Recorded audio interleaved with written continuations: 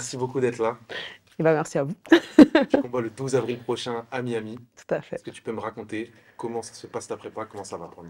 Bah écoute, ça va bien, ça va plutôt pas mal. Les soucis habituels, j'ai envie de te dire, hein, qui ont déjà été évoqués, mais ça va, j'ai des good vibes et plutôt positives dans la tête. Comment tu analyses ton adversaire justement? Elle sort d'une défaite comme toi.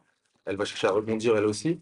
Est-ce qu'il y a des choses que tu redoutes plus que... Est-ce qu'il y a des choses que tu redoutes en particulier? Que oui, elle sort d'une défaite, mais elle sort d'une défaite il y a 2 ans en arrière.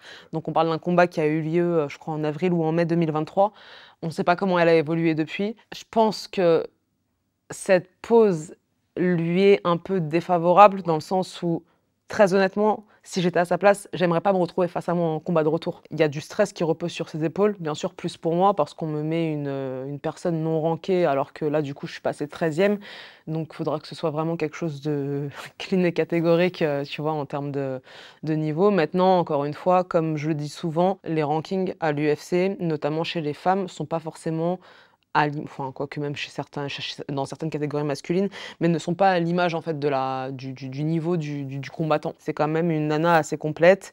S'il y a quelque chose que je dois redouter, c'est elle a jamais l'affaire, donc faut rester vigilant jusqu'au bout, même si j'ai l'impression d'être au-dessus, ne pas avoir d'excès de confiance, ne pas relâcher, rester focus et en mode chasse jusqu'au bout. Je suis prête par rapport à tout ça. J'ai eu un entraînement et un camp sans relâche depuis.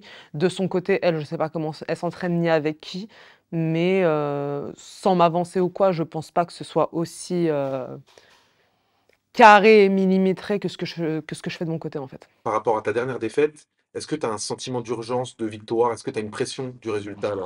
Bien évidemment que voilà, quand tu es sur un rouge à l'UFC, vaut mieux avoir un verre derrière. Comme pour tout combat, je pense que mon stress, il est surtout de réussir à effectuer tout ce qu'on a mis en place en amont parce que c'est beaucoup de travail. On a 15 minutes en fait pour montrer tout le boulot qu'on a fait sur les 3 4 derniers mois. Et donc, bien évidemment que je vise un KO. En tout cas, si c'est pas un KO, une finition quelle qu'elle soit avant les 15 minutes. Pour moi, c'est ultra important de gagner, mais avec, avec la manière, en fait. Ton dernier combat, justement, tu dis sur Instagram que tu t'en voulais à toi-même, que tu prenais la pleine responsabilité de Mm. cette défaite parce que tu n'avais pas respecté le game plan. Ouais. Est-ce que tu peux revenir sur ce combat et me raconter qu'est-ce qui s'est passé justement? Comment tu sors du game plan? Qu'est-ce que tu fais à la place? Si je dois te parler que du soir même, c'est déjà très compliqué dès le rideau, en fait. Tu sais, c'est le rideau avant qu'on fasse notre entrée. Et où je me sens genre vraiment pas moi-même. Je me sens pas en possession de mon corps, je me sens en possession de rien. J'avais le pied cassé dans une botte jusqu'à une semaine avant le combat.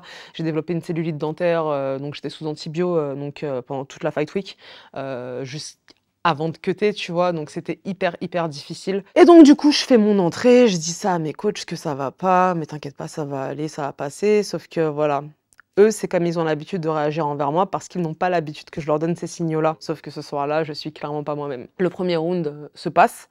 Ouais, se passe plutôt bien puisque ouais, je le gagne et tout, j'arrive à lutter et tout. Peut-être que je me dis quoi que je fasse, ça va fonctionner, je suis au-dessus, voilà. Donc le second round reprend, enfin commence. Et là, bon bah on a vu l'espèce de contre que je me suis mangé qui m'a pas mis knockdown mais qui m'a bien secoué. J'ai fait une erreur sur laquelle on n'avait pas arrêté de bosser, c'est-à-dire que contre la cage, j'envoie un low kick où j'ai la garde ouverte, donc elle a plus qu'à me cueillir en fait. Et puis après, je pense que je me mets en mode survie et en mode guerre, sauf que là, je ne respecte plus le game plan parce que c'était Jacqueline, elle est plus grande, elle a une très très grande allonge. Et en fait, contre quelqu'un qui a une grande allonge, quand tu fais une combinaison, tu ne te remets pas à distance en face d'elle. C'est tu lui tournes autour et en fait la stratégie c'était la mi-distance. Je pense que si ça se reproduit, j'essaierai, en tout cas je ferai en sorte de réagir différemment, mais encore une fois, le corps et le cerveau ont aussi quelque chose de l'ordre de la survie que tu ne contrôles pas forcément sur le moment. Ton histoire, elle est aussi marquée justement par le fait que tu as deux maladies au quotidien, l'endométriose et la thyroïdite. Si je me trompe pas, D'Hashimoto, ouais, c'est ça. voilà. Ouais, ouais, c'est thyroïdite, c'est ça. Est-ce qu'aujourd'hui, ça te pose moins de problèmes? Ça me pose pas moins de problèmes, voire, j'ai envie de te dire, j'ai l'impression plus malheureusement, parce que bah, je continue un petit peu à être dans un désert médical par rapport à ça et pas avoir le suivi approprié malheureusement, surtout sur des maladies qui sont hormonales. Quand tu es une femme, c'est vraiment un désastre, c'est très très difficile au quotidien. Mais par contre, bien évidemment, avec aussi la maturité, l'âge, j'apprends à connaître beaucoup plus mon corps et j'en suis beaucoup plus à l'écoute et je vois comment réagit mon corps par rapport bah, à des aliments, à des situations. Quand j'arrive à piloter ces choses-là, c'est vrai que ça va, mais malheureusement, encore une fois, les hormones, ça va dans tous les sens. Donc parfois, t'es juste pas en contrôle et tu dois bricoler et te faire du mal. Ou comme quand on me voit dans des états opposés, bah, malheureusement, c'est que voilà, c'est mon premier combat. C'est le premier combat pour plein de combattants, mais moi, c'est vraiment, vraiment mon premier combat et c'est un vrai soulagement une fois qu'elle est passée pour pouvoir performer ensuite. Je vis en fait encore avec l'espoir que les choses peuvent s'arranger parce que je garde ce mindset positif parce qu'il est hyper important. En fait, c'est un gros travail d'ensemble, mais voilà, j'ai bien développé sur la question, je pense que.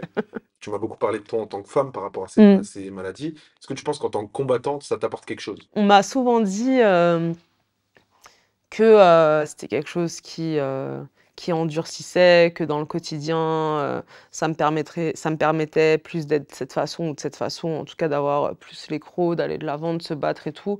Et je me disais, ouais, non, pas spécialement, parce que je pense que c'était déjà dans ma nature en fait. Et là, finalement, parce que ces pathologies me laissent pas vraiment tranquille et que j'ai jamais un vrai temps de répit, c'est vrai que je suis obligée d'être en fight mode plus souvent, dans ma vie au quotidien du coup. Les sacrifices et les efforts mis dans une prépa me concernant sont quand même différents par rapport aux combattants lambda, sans rien leur enlever, tu vois? C'est vraiment parce qu'on parle de moi et des pathologies.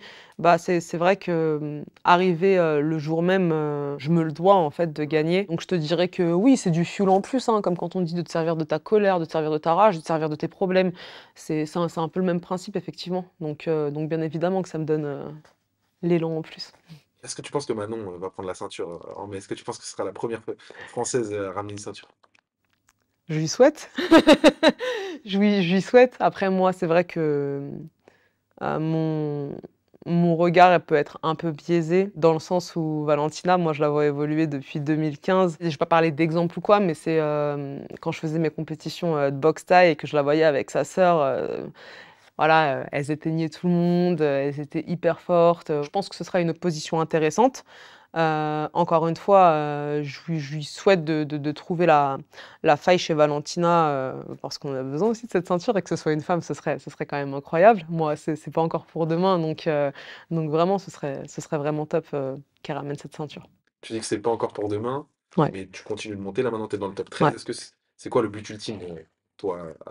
Bien évidemment, c'est la ceinture et avoir assez de temps, je l'espère, si mon corps et si l'univers me l'accorde, d'avoir assez de parce que c'est bien d'obtenir la ceinture, mais c'est mieux de défendre sa ceinture, tu vois? Moi, c'est vraiment ça qui m'anime, tu vois? Donc bien évidemment, c'est de pouvoir avoir une montée fulgurante et surtout d'avoir des opportunités plus rapidement et bien évidemment pour ça, j'aimerais qu'une finition, le 12 avril aide à pouvoir recombattre rapidement et moi, c'est ce que j'aime combattre. C'est ce pourquoi je vis, je respire, c'est ce pourquoi je m'entraîne, c'est pour faire des résultats et vraiment aller taper, d'autres femmes dans cette cage.